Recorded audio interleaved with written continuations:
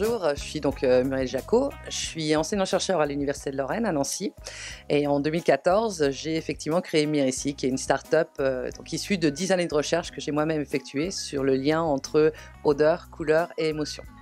Alors peut-on revenir sur cette création d'entreprise, sur la belle histoire? On a déjà la date quand vous l'avez créée, avec quels associés, avec quels fonds d'investissement et avec quelles ambitions tout simplement? Donc on l'a créé effectivement suite au dépôt d'un brevet. En 2012, on a déposé un brevet qui permettait de mettre en corrélation les odeurs et les couleurs. Et donc on s'est dit qu'il fallait absolument valoriser ce résultat de recherche. Donc on a décidé de créer la société en 2014. Et on a effectivement fait une petite levée de fonds tout de suite à la création de la société. Donc on a un board d'investisseurs, principalement des business angels, qui nous ont accompagnés dans cette création et qui nous ont permis déjà de connaître notre marché, d'évangéliser aussi cette technologie.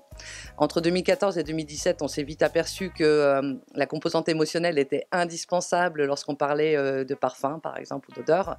Et donc, on a enrichi la technologie initiale avec la partie émotionnelle et donc développé et mis sur le marché fin 2017 l'intelligence artificielle, donc le traducteur sensoriel intelligent qui permet de faire la corrélation, cette fois-ci, odeur, couleur et émotion.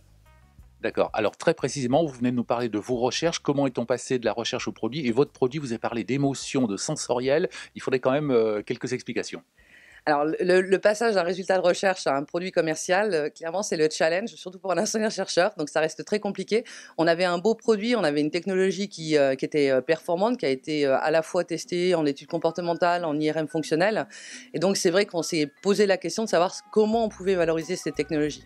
Et pour le faire réussir au produit qu'on a aujourd'hui, c'est vraiment l'écoute du marché, c'est-à-dire qu'entre 2014 et 2017, on a vraiment travaillé avec nos clients à comprendre leurs besoins et comment en fait ces technologies pourraient leur apporter un plus dans leur processus de développement de produits. Comment avez-vous développé ce produit? Quelle est l'équipe scientifique qui est derrière, l'équipe de développeurs, d'ingénieurs dans votre entreprise et quelles sont les prochaines étapes de votre développement produit? Donc aujourd'hui, on est une toute petite structure. On a beaucoup profité en fait de la structure de l'Université de Lorraine. On reste en collaboration avec eux. Et aujourd'hui, nous sommes simplement 5 personnes dans la société, avec bien évidemment au cœur de notre expertise un développeur métier. Et puis après, une partie plus recherche, commerciale, et puis aussi toute la partie support du fonctionnement quotidien d'une société. Alors le commercial, on voit sur votre site que vous affichez beaucoup de grands noms, de grands clients. Est-ce que vous pouvez nous en parler un petit peu plus complètement? Aujourd'hui, en fait, Myrissi aborde 2 marchés principaux, qui sont le marché de la parfumerie cosmétique et le marché agroalimentaire.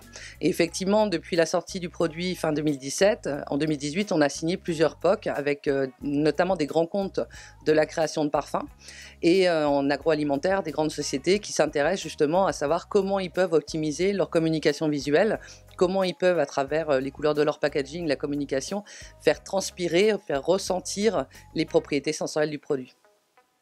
Alors, on va revenir aussi sur un autre point. Vous avez été créé en Lorraine, ça n'est pas tout à fait indifférent, j'imagine. À partir de quel écosystème avez-vous développé votre entreprise? Vous êtes appuyé sur quelle structure?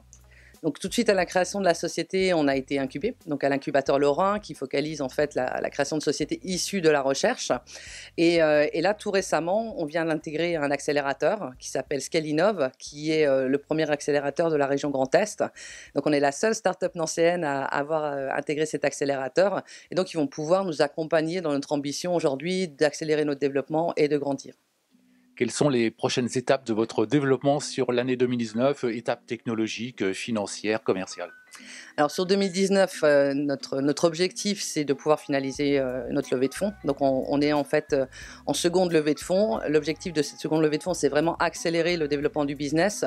On voit que la concurrence, notamment étrangère, se structure autour de nous. On a une avance technologique puisqu'on est vraiment les premiers à proposer cette technologie aujourd'hui au monde, hein, on peut le dire. Donc cette levée va nous permettre de nous affirmer sur notre marché, de communiquer plus et mieux.